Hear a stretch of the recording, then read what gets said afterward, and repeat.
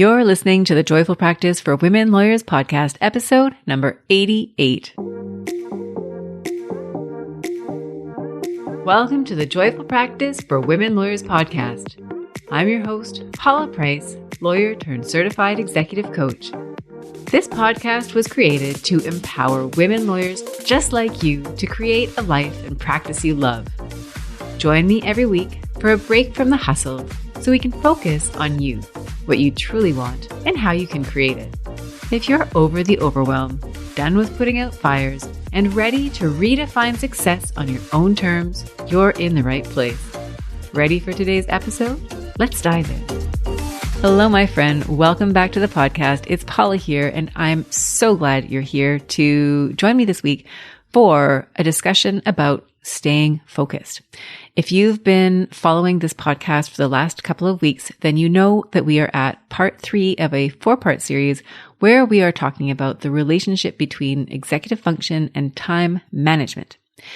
The first part of this episode series was all about what to do before you get started on a task in order to save time. And we talked about organization, we talked about planning and prioritizing, and we talked about working memory and how you can leverage all of these skills. They're all executive functioning skills, how you can leverage them to save time. Last week in part 2, we talked about task initiation. So once you've set yourself up and you're ready to get started, you may find that you have inertia that you need to overcome. You may find that you procrastinate. And so last week we talked about how to initiate tasks. We focused on the executive functioning skills of task initiation and emotional regulation and how you could leverage these in order to start on those tricky tasks. This week, we are talking about focus and sustaining your attention. This, of course, is important and required if what you're trying to do is complete a task. And next week, we will be talking about task completion. We'll be tying everything together. And for now, we are really focused on this. You're in the project, you've planned it, you're started, and now we want to figure out how to deal with distractions and lack or loss of focus.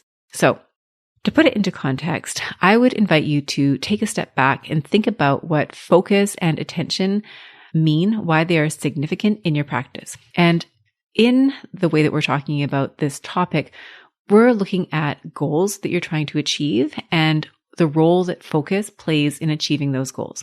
So your goal might be something that is a long-term goal, right? Your goal might be that you have a trial that is coming up in 2 or 3 years. And so the way that you're planning for that, the level of focus that you're going to need to stay on track may be different from, let's say, a shorter term goal. Maybe you've got 5 action items on your to-do list today and you're having a hard time maintaining focus on those items. And so your task today is much more short term. So I'd invite you to think about whether the focus that is required is on the attainment of a longer term goal, because you can get distracted from those too.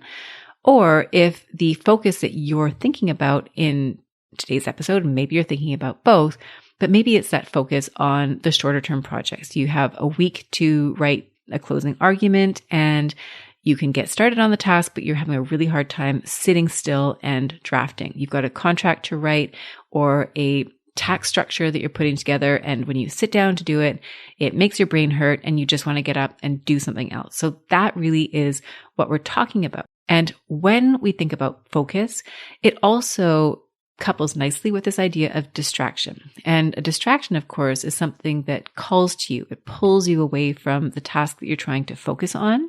And the distraction might be an external distraction. It might be something like the phone that rings or an email notification that comes in, or it might be an internal distraction. It might be that your mind starts to wander. You start thinking about how you need to pick your daughter up at daycare and will you have enough time to do that? And so as we go through today's episode, I would encourage you to think about, number 1, the types of goals that you're working on. Number 2, the types of distractions that you experience. And number 3, how you can apply what we're learning today to help you resolve the challenges that you're having with respect to the distractions, the focus challenges that you are having in particular. So why is it hard to focus? I think we all inherently know, we all experience distraction, lack of focus at one time or another. There are reasons why it may exist within your practice. You might have a practice that is really busy. You may sit down to draft your argument, and next thing you know, you have somebody in your office who has just dropped a new file on your desk and the limitation period is about to expire. You might find that there's a busy season. You may be working in relation to tax and there's a certain filing deadline that everybody has. And so you're really busy during a particular time of year. And so you may find that there are those types of distractions that interrupt your workflow, that make it harder for you to obtain and sustain your focus. There may also be the opposite challenge. You might find that there are periods in your practice where it's slow. And ironically, sometimes it can be a lot harder to maintain your focus when there's less on your plate than when you have a lot on your plate. And so maybe you have that seasonal practice and right now you're in the slow period, and every time you go to sit down to work, you find that your mind starts to wander. And it's not that there's anything wrong with you. This is just how we are designed as humans. This is part of the executive functioning skill set that you have, is that ability to maintain focus. And that's why it's important that we spend time thinking about it so that we can come up with some ideas and strategies to help you sustain that. Of course, when you do that, you'll be more efficient and you will save time because you're not spending that time in distraction. Now, you may find that you already have strategies in place to deal with maintaining your focus. You may find that you do not. For some of you, you might find that there is a distraction, you respond to it, maybe you sit down to do a really tedious task and then you decide it's a great time to visit the snack bar. That was always a favorite trick of mine. Or maybe you need to grab another cup of tea or a cup of coffee or call your mom and make sure that she's okay. Whatever it is that kind of distracts you from your task, you may have a strategy to deal with it, or you may not. You may try to push through it. You may try to white knuckle it. If you listened to last week's podcast episode about task initiation, a lot of the strategies that you may have been applying in relation to overcoming procrastination may be quite similar to the ones that you may be trying in relation to staying on task. And I'd also invite you to think that there are parallels between the two. And so what you learned last week, you can apply this week, and what you'll learn this week, you can apply to last week. Now, the reason that the strategies that you are trying to use aren't working is that they may not be specific enough. You may not be thinking about staying on task in a way that allows you to really focus in on a very narrow surgical approach that allows you to deal with the problem at hand. And to the extent that you're not able to resolve the problem, you may find that what you create is that you continue to struggle with tasks that you find boring or repetitive or that take a long time. You might struggle to reach your goals, whether they are short-term goals. You might have trouble meeting deadlines because you simply can't force yourself or compel yourself to do the work on time. You might not be reaching your long-term goals, again, because you're just not able to stay focused on the task. You might find that you get distracted and it just slows you down during the course of your day. You might find that you create inconsistent results in your work product, and you may find that you blame yourself. You kind of have that internal narrative that is quite negative, that is really asking yourself, why is it that every time you sit down to do a task, you get distracted, you pick up your phone, you don't want to finish it, whatever that might look like. So today we're going to talk about how to address focus by looking at two different executive functioning skills. One of them is sustained focus and the other is impulse control. So we're going to jump right in and start talking about sustained focus or sustained attention. Now, in the last couple of weeks, I've made reference to a particular book. I'm going to reference it again. It is called Smart But Scattered: The Guide to Success, How to Use Your Brain's Executive Skills to Keep Up, Stay Calm, and Get Organized at Work and at Home. The authors are Peg Dawson and Richard Gere. I have been singing the praises of this book, not just in this podcast series, but also with clients that I work with, because I love how they break down the executive functions in a very digestible way. They offer scenarios and strategies with respect to each of them. So I highly recommend this book if executive functioning skills are something that you're interested in developing and learning more about. Now, in that book, they define sustained focus as the capacity to keep attention on a situation or task in spite of distractibility, fatigue, or boredom. Now, you will know if this is a skill that you are strong at if you can sit down and work on long, tedious tasks without interruption. If you find that you get squirmy every time you try to sit down, you find it hard to stay focused on tasks, this may be an executive functioning skill that is not as strong for you. So as you're listening to today's podcast episode, I invite you to ask yourself where you have trouble staying focused. Do you have trouble staying focused when you're doing research on a file? Do you have trouble staying focused when you're writing? Do you find that you sit down, you may start writing, and you're halfway through the page where you just have this desire to get up and walk around or do anything else? Maybe check your email, maybe check in on your office roommate, whatever it happens to be. Is it writing that kind of drives you away? What about document review? Maybe you're in litigation and you're reviewing a number of documents on a file. Maybe you're doing due diligence on a corporate mandate and you've got a lot of paper that you need to sift through. Maybe that's a task where you find you get restless and you have a hard time maintaining your focus. It may also be meetings, right? You may have these back-to-back meetings and maybe they're in person, maybe they're on Zoom, and you may find that at a certain point, you just lose attention altogether and you drift off and you're no longer in the room. You may be physically in the room, but mentally you're just not there.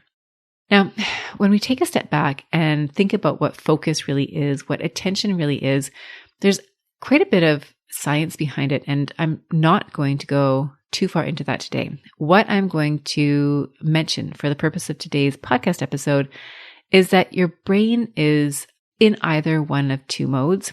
It is either in a focused mode or in a rest mode. And the focus mode might also be called the task positive mode. It's when you are engaged in voluntary, deliberate attention where you are trying to complete a particular goal or task. That is the focus mode. The other mode that you might find yourself in is rest mode. That is the default mode. That is when you are maybe drifting. It may be referred to as task negative. And I think when we conceive of these two ideas of focus, we know instinctively when we are in one and when we are in another. There's an interesting discussion in Edward Hallowell's book, Driven to Distraction at Work. He talks about flexible focus.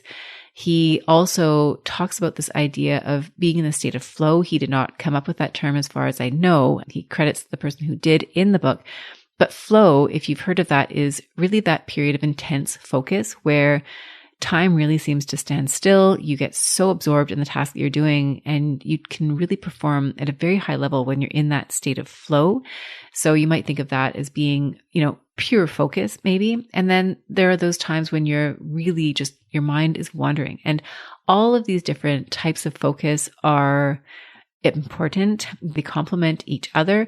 When you're in that default way of thinking, that is your brain's opportunity to rest. It starts digesting and processing information. You might find that you start making connections between ideas that you hadn't really connected before. You might find that that's when the answer to a problem that has been bothering you just magically appears out of nowhere. And so there's value to these different states of being. And for the purpose of today, I would just invite you to think about where you are toggling from that intentional focus, where you are voluntarily directing your attention to completion of the task at hand, and when you're in that state of drift. So for example, if you're making submissions to a judge in court, obviously you want to be in that focused state. You don't want to be in that default state. You want to be really cognizant and aware of what you are in the process of doing. So there is a natural limit to your ability to sustain your focus. That is going to be different for everybody. I've heard numbers thrown out between an hour and 2 hours. I don't have the exact number or the science in front of me at this moment, but suffice it to say that there is an amount of time that is considered optimal in terms of the duration of focus. And that really will depend on the individual. It also depends on the task that you're working on. You might find that there are tasks that are so compelling to you that you could just sit there for hours and you'll be in flow. The time will fly by, versus other tasks that just seem so tedious that it's like molasses. The time literally stands still. It may also be a function of how much rest you have had, whether or not you're on your first task of the day or your last task of the day. So there are a number of different factors that will go into your ability to stay focused. And so I would invite you just to be really conscious and mindful of when you have focus, when you seem to lack focus, and to be aware of that, because you can start to use that information to build up better systems and to leverage when you have your optimal focus. Now, when it comes to strategies to optimize your sustained attention or your sustained focus, I'm going to focus on two different categories. The first is environmental and the second is internal. So when it comes time for you to sit down to a task that you know is going to require your focus and attention, I invite you to think about where and how you are going about this process. So going back to episode number 1, I talked, well, not one in the podcast altogether, it's episode 86, but it's the first in this 4-part series. That's when we talk about getting organized, planning your days, and taking advantage of relieving your working memory by writing things down and creating plans, creating work plans. And so when you sit down to do a task and you're wanting to preserve your focus, then you're also going to want to work in a way that you know supports you and your working style. So for some people, for example, working in an environment that is noisy is going to throw you off. You're not going to be able to work at all. You might require absolute silence. For me, my preference is silence. That is where I find I'm most easily able to work, to focus, to get into flow. For some of you, that might be too quiet. You might find it eerie and distracting. And so you may crave a certain level of noise, whether it's white noise, whether it's music in the background, whether it's working in a busy coffee shop, in a busy office. Everybody's going to have a different background that is going to be more or less conducive to them reaching that ability to achieve and sustain their focus. There are, of course, other physical interrupters or distractions that you may want to deal with when you sit down to focus. And so it may be notifications that show up on your phone or on your computer. There may be audible dings and pings that you want to shut off. It may be that there's visual notifications that you can see. It may be that there are individuals who work in your office. Maybe you're working from home and you know that there are certain family members that like to drop in. So you may need to close the door. You may need to give a heads up to others that you're about to sit down and do a task that requires some heavy thinking. You may also need to set a timer. And this would be, for example, if you're working on a task, you know it's going to be really difficult and you know you're going to struggle. And so you, much like last week, we talked about the Pomodoro method, setting a timer and saying, I just have to start this task for a certain, and then do it for a certain number of minutes, a certain amount of time. This might be something, again, that helps you sustain focus, right? You're mid-task, you think, I'm really starting to drift here. You might just look up at the clock and say, okay, I'm 30 minutes away from my lunch break, so I'm just going to sit and do this for another 30 minutes. Now, I also talk about scaffolding. I talked about it last week. I talked about it in episode 86. And so scaffolding to me is really when you're planning and structuring your days to allow yourself for maximum productivity. And here, again, you're going to be planning with the idea of focus. When do you focus the best? Is it in the morning? Or is it in the afternoon? Are there periods of the day where you know you're going to have a lot of interruptions because you receive more emails at that time of day? For some lawyers, you may be working with clients and other lawyers who are overseas. They may be on a different time zone. So you might know that there's going to be a flurry of emails at a certain time of day, but then absolute silence between a certain window. And so you might start planning your days strategically so that any deep thinking or work that requires focus goes into those spaces where you know you have both the mental capacity and also the lack of physical distractions to take you off course. And of course, anytime that you want to sit down to focus, And anytime you're exercising any of your executive functioning skills, really, you're going to want to do that check-in on your physical health, your physical well-being. Have you slept? Are you rested? Have you eaten? Do you need a break? So making sure that you are physically ready for the task is ideal. I understand it's not always possible. There are situations where emergencies come up, you have to work through your lunch break, you have a big deadline the next day, so you're working late into the night. But to the extent that you have control over optimizing your physical state, then I encourage you to take advantage of that. So these are some of the external factors that will help set you up to sustain your focus. What are some of the internal factors that you might think about? So I have a few ideas that I'm going to share with you here.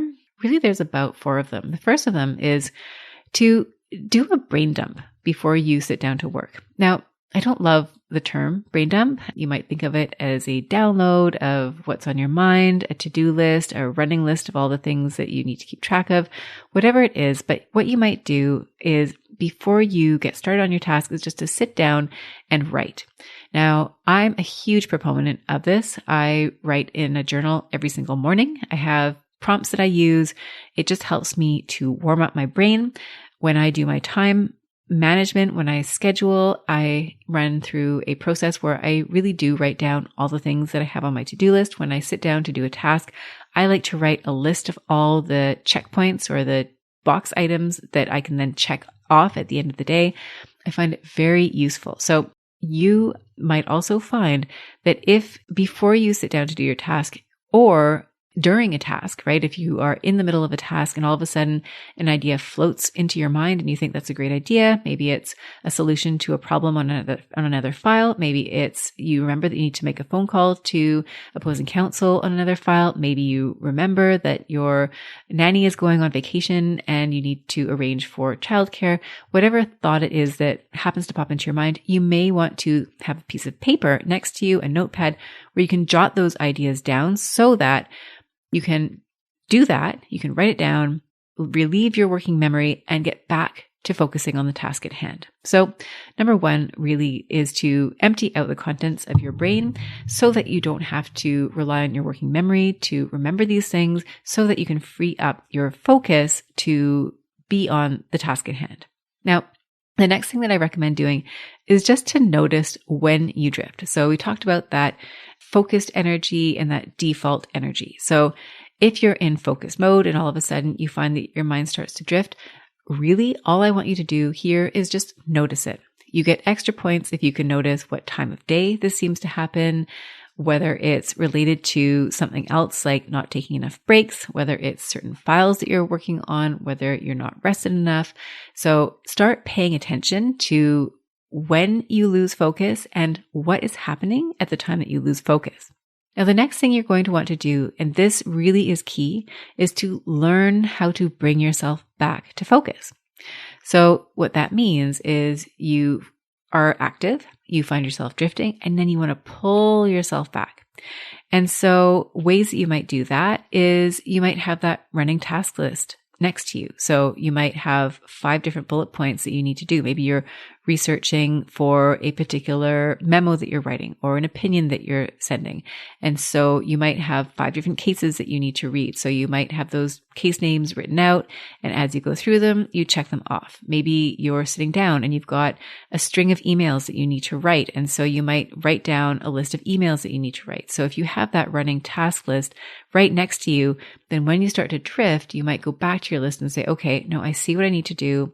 And you can toggle back and forth between basically instructing yourself with that task list and then executing on the task. You might also set an internal deadline. So again, going back to the idea that you're at work and you've got a project and you find, you've been really productive for 45 minutes and now you're starting to fade a little bit. You might take a look at the clock. You might take a look at where you are within the piece of work that you're currently working on. And you might say, okay, I just need to finish writing the end of this paragraph. Maybe that's your goal. Maybe you look at the clock and you say, you know what?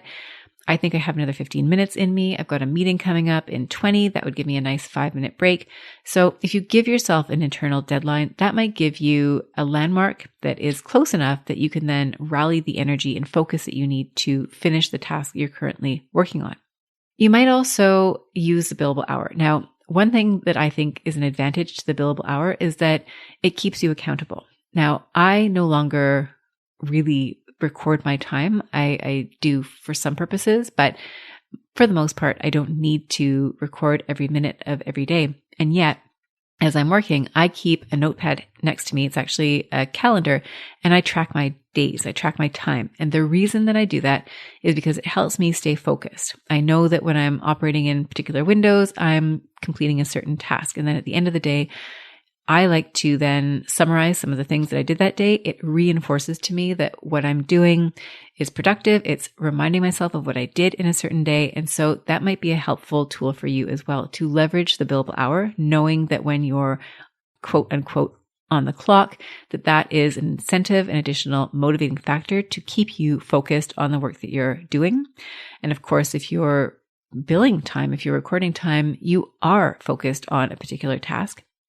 And then finally, you might also need to know when to give up. So if you've tried doing various things to regain your focus and maybe you're just too tired, you've been working for a long period of time, you're hungry, you've reached a roadblock, and what you really need is to walk around the block and refresh yourself, then take that time, work those breaks in. Now, the other thing I'd like to mention here in terms of maintaining your focus is to consider what meditation might do for you. Now, I confess I do not have a regular meditation practice. I do guided meditations sometimes, usually before bed, and I enjoy them. But I also understand from the research that meditation can be really useful in terms of maintaining your focus. And one of the most compelling arguments in favor of meditation that I've ever heard is that when you're meditating, what you're doing is you're actually exercising the muscle of focusing. So let me explain. If what you're doing in your meditation, say, is focusing on your breath, and so you're focusing on your breath, and then you find that your mind starts to wander, what you then do is you pull your attention back to your breath. And it's that pulling, it's noticing that you've drifted and then pulling your attention back to your breath. That is the muscle that you're building. And you can see how when you develop that muscle through a meditation practice, how you are in effect training yourself to refocus.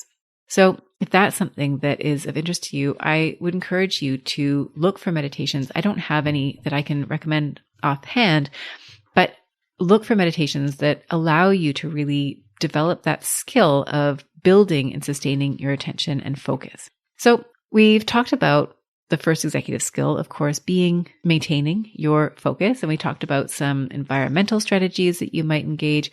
We talked about some internal strategies that we might use. And so now we're going to turn to the other executive functioning skill that I referred to, which is impulse control or response inhibition. Now, this is defined in the same book, Smart but Scattered, as the capacity to think before you act. It is the ability to resist the urge to say or do something and allows the time to evaluate a situation and how your behavior might impact it. And what I'd like to focus on here is that it is the ability to resist the urge to say or do something. So urge is defined in the Oxford Languages Online Dictionary as a strong desire or impulse.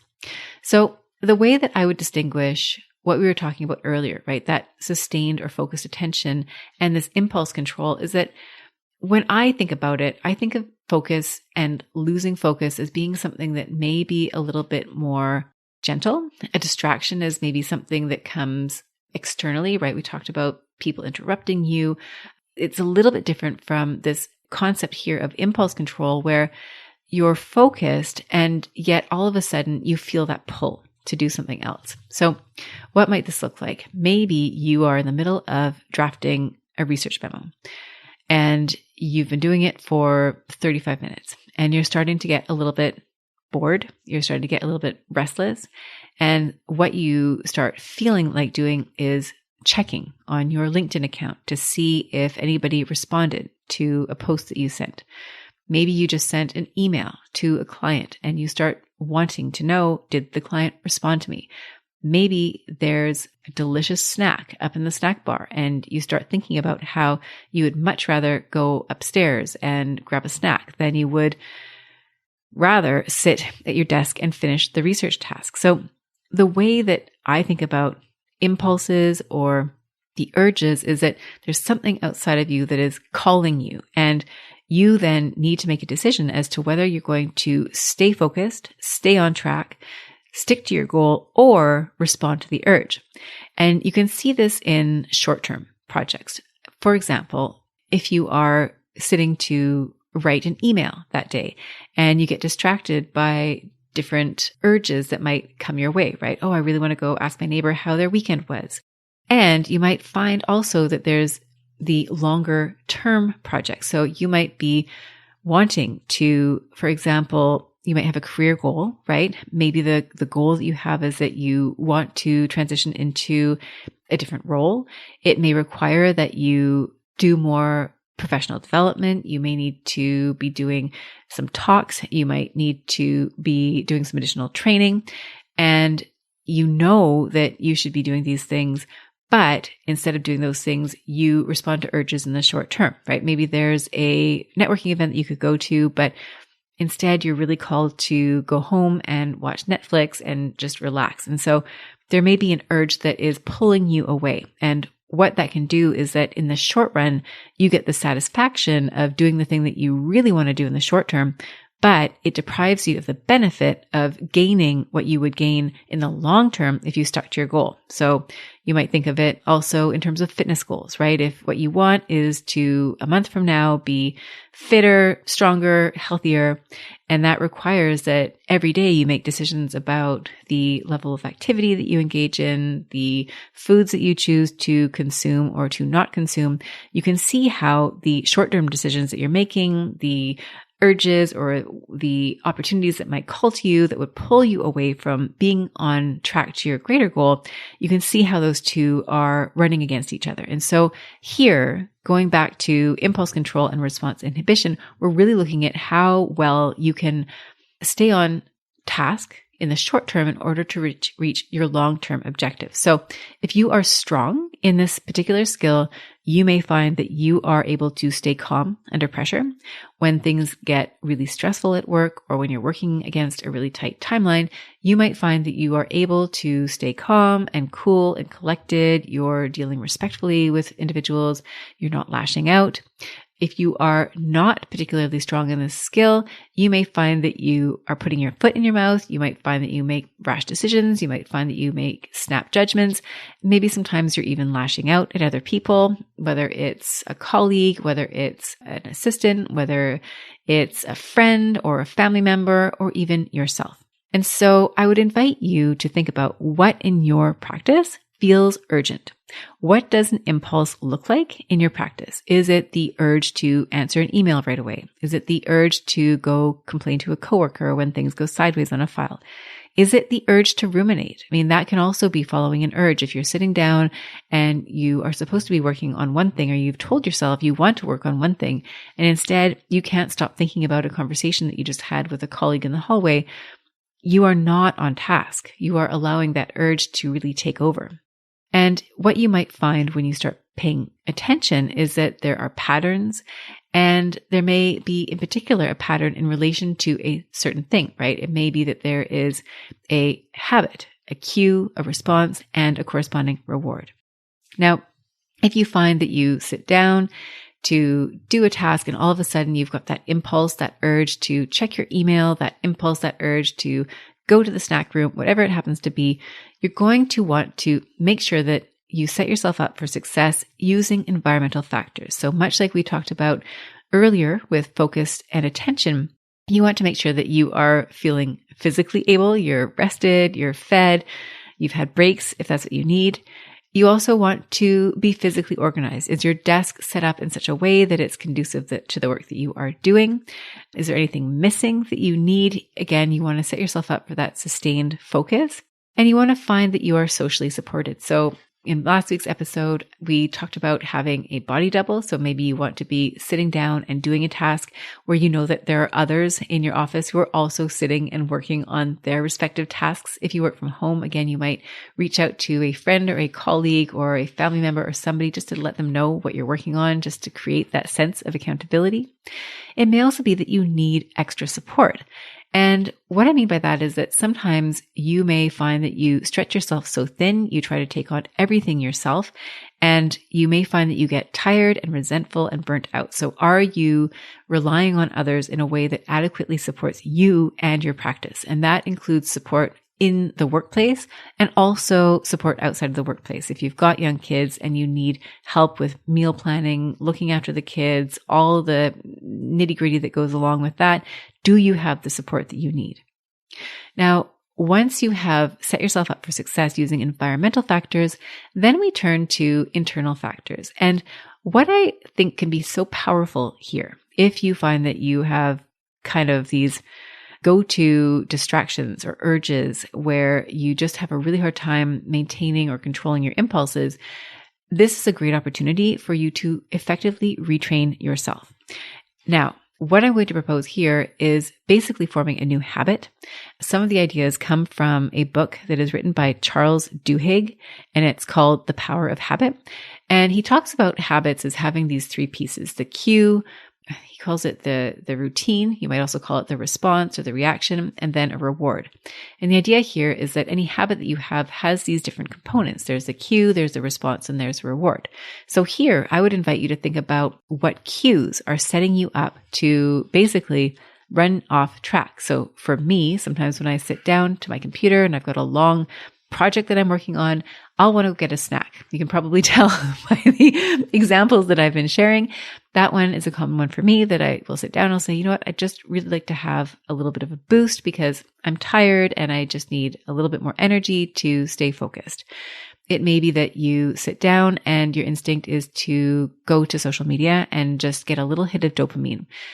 Maybe it's to check on your emails. And it makes sense, right? Especially if you're sitting down to do a task or you're in the middle of a task and it's long and it's tedious and it's hard and your brain hurts. You want that distraction. And yet when you give into that urge, when you give into that distraction, that cue, then so let's say the cue is, we'll use my example, sit down to write outline. Then I feel like I want to go downstairs and grab a snack. So maybe that's my response would be to go get the snack. The reward is I get all the dopamine and whatever enjoyment there is in getting the snack. So I'm kind of completing the loop. So what you want to do is identify the cue, sit down to write outline, and all of a sudden there's that, wanting to go and get the snack, check the email, check the LinkedIn, whatever it happens to be. That's where you're going to want to not do that. You're going to want to change the response. And the response here that I'm going to suggest is to have a different process. And the more you repeat that different process, the more you're going to build your neural pathways to support this new habit. So when you can identify your cue, you're going to build a new muscle. You're going to build a response that is different from what you're currently doing.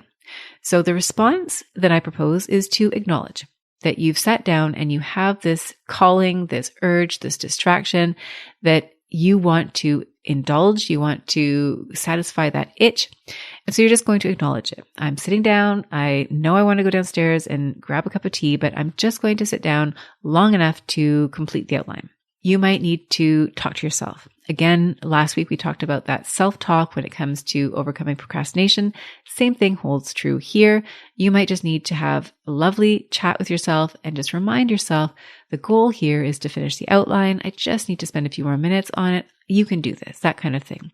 You might want to write it down. You might want to write down a list of, okay, I just need to write the outline. And then if I want, I can go get that snack or that cup of tea or whatever it is, check the email for you.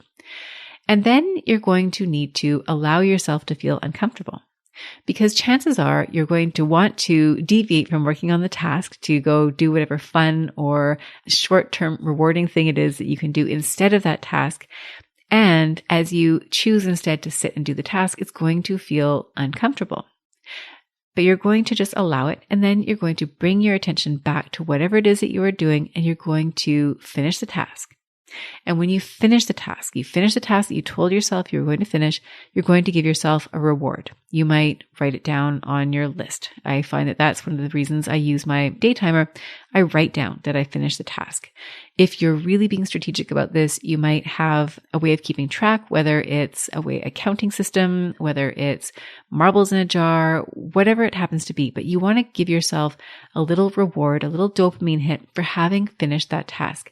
And when you do this, when you allow yourself to have the cue, you recognize the cue, and instead of doing the thing that you would normally do, you actually stay on task, you are going to get better. You're going to build that muscle. You're going to build that neural circuitry of staying on task instead of veering off task and responding to that impulse. And I mentioned this briefly in last week's podcast episode in relation to task initiation. I talked about how there were 3 different executive functions that play into task initiation, one of them being task initiation, one of them being emotional regulation, one of them being impulse control. And so that's where this plays in here. It's resisting or learning to deal with the impulse to do something else when the task that you're working on is no longer exciting. So you can apply this as well if you're thinking about initiating a task. If you sit down to do a task and all of a sudden it just seems so interesting to do some research on that word that you learned the other day, that's when you're going to want to not follow that urge. You're going to want to allow yourself to feel like you want to do this other thing, but you're not going to do it. And what you're going to do is you're going to start building a new habit that isn't going off and losing focus and doing something else. It's actually, the new habit is going to be pulling yourself back to attention and completing what it is that you told yourself to do. So in summary, what I'm going to encourage you to do when you have trouble sustaining focus is, number 1, to look at the executive function of sustaining focus and to really practice being aware of where you are. Are you drifting? Are you focused? If you're drifting, we're going to practice bringing yourself back into focus. And the second executive skill, of course, being impulse control. So when you are in a task, when you find that you are feeling distracted, you have the urge to do something else, you're going to develop a new pattern, a new habit where you simply allow yourself to feel that pull, but not answer it. And the more you do this, the greater you're going to be able to manage your focus and to direct it to the task that you're wanting to achieve. Now, the reason that these strategies are going to work, number 1, we are being quite strategic. We're really looking at the executive function skill and we're building the muscles. And as you train yourself, you are effectively building a muscle. So just like you would go to a gym and you would start lifting heavier weights, ever so slightly heavier with each visit, you are doing the same. You're building your stamina to extend the time that you focus, and you are also building your ability to resist the distractions that come your way that can pull your attention away. Now, the skills that you will need in order to develop these executive functioning skills are a willingness to apply this in practice. You're also going to need to be willing to give up the short-term rewards in exchange for the long-term rewards. So why might you be rewarded by following a distraction? Well, maybe it's that fear of missing out, right? You've sat down to do a project and you feel like what's going on in your inbox is so much more exciting than the task at hand. So you're going to have to give up or live with the FOMO and simply carry on to the end of a project. It might be that there's a people-pleasing component. So when you sit down to a task and then you jump into your email and you start responding to people right away, you might get that dopamine hit of having pleased somebody else. You've responded on their timeline. They love getting that quick turnaround time for you. But of course, the long-term consequence of that may be that you're not finishing the task that you sat down to. So these are ways that you're going to need to manage your own internal expectations and manage some of the disappointments that you might experience in the short term in exchange for reaching the greater goal. Now, when you develop these executive functioning skills, when you learn to really sustain your focus, when you learn to manage your impulses, what you're going to create is an ability to stay on task with greater ease, and you'll find that you get the job done and you develop a stronger relationship with yourself because you now know that you are accountable to yourself. So, my friend, thank you for listening to this podcast episode, to maintaining your focus throughout this episode. And I really hope that what you have learned today is applicable to you, that you are able to apply these tools in practice, and that you are able to better sustain your focus and manage distractions in your work. Now, as I mentioned, we are at episode 3 within a series of 4. So next week, we're going to be talking about task completion. So we're going to wrap it all up. I would love to have you join me for that episode. It has been such a pleasure having you here this week. If you have questions or you want coaching, I would encourage you to reach out to me. You can find me on LinkedIn. You can send me an email. You can find me on the website. There's all sorts of ways you can do that. So please do. And if you are enjoying this podcast, I would love for you to write a review wherever it is that you download your podcast. Give me a rating. It helps other people find this podcast, which of course is a wonderful thing. So wishing you a beautiful week. Thank you again. And I'll look forward to wrapping up this series with you next week. Bye for now. If you enjoyed today's show and don't want to miss an episode, subscribe and follow the show wherever you listen to your podcasts. If you haven't already, please leave a rating and review. Your feedback will help me create a podcast that's tailored to your needs and goes straight to the heart of what matters to you. For instructions on how to subscribe, rate, and review the podcast, visit www.thejoyfulpractice.com/podcast launch. See you next time. Thank you for listening to this episode of the Joyful Practice for Women Lawyers podcast. If you want more information, visit www.thejoyfulpractice.com. See you next week.